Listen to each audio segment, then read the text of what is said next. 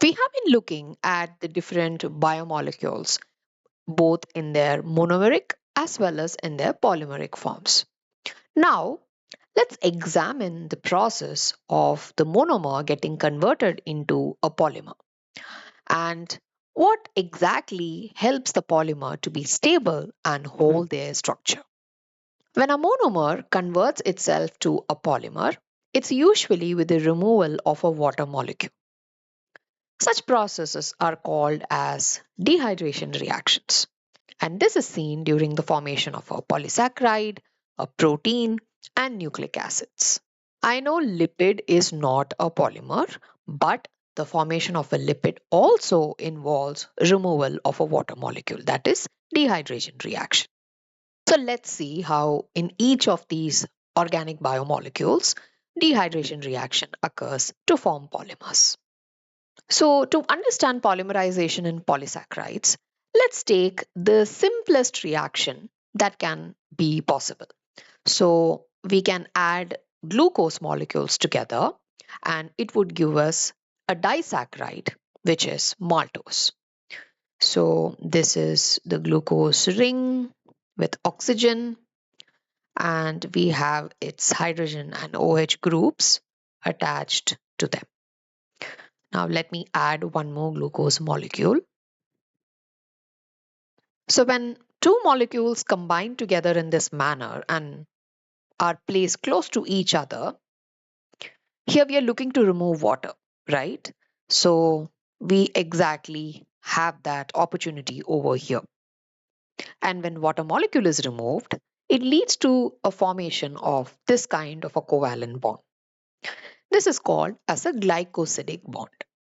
Now, if we are to number the carbons in both these glucose rings, this bond would be called as an alpha 1 to 4 glycosidic linkage because here the bond formation is between the first carbon and the fourth carbon of adjacent monosaccharides. Proteins are made up of amino acids, right? So let's take two amino acids. And when you combine them, here too, we are looking for an opportunity to remove water, right? So something like this, and you end up with a molecule where water is removed and a peptide or an amide bond is formed. The resulting molecule is called as a dipeptide. Peptide bond is also a very strong covalent bond. In nucleic acids, there are more than one bond involved, which helps in the formation of DNA and RNA. According to the Watson and Crick model, we know that DNA exists as a double helix.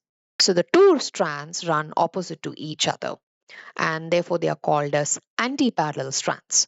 This is indicated by the way the strands are named. Now, when we zoom into these structures, we see that a 5 carbon ribose sugar is an important structure that is present on both the strands. And because the strands are anti-parallel, let's orient the sugar in this way. Now focus on the fifth carbon on both these sugars. At this fifth carbon, the sugar attaches itself to a phosphate moiety through an ester bond. The first carbon of the sugar is bound to nitrogen bases like purine and pyrimidine. Adenine and guanine are purines. Thymine and cytosine are pyrimidines. The nitrogen bases are linked to the sugars through a glycosidic bond. The purines and pyrimidines pair with each other in a very specific manner. Adenine binds to thymine and guanine can bind only to cytosine. Even the pairing is through a specific number and type of bond. Thymine and adenine are linked by two hydrogen bonds, whereas guanine and cytosine are linked by three hydrogen bonds. These hydrogen bonds are the reason the strands of the DNA stick to each other. When you have a phosphate group, a sugar, and a nitrogen base, that is what a nucleotide is. We have seen how nucleotides are connected to each other across. But what causes the nucleotides to stack on top of each other? Now, that interaction is completely different. The hydroxyl group at the third carbon forms an ester bond with a phosphate that is attached to the fifth carbon of the subsequent nucleotide. There are two ester bonds present here, and this linkage is called as a phosphodiester bond. The sugar phosphate sugar is what makes the backbone of the DNA strand. Lipids are created by a process called as esterification.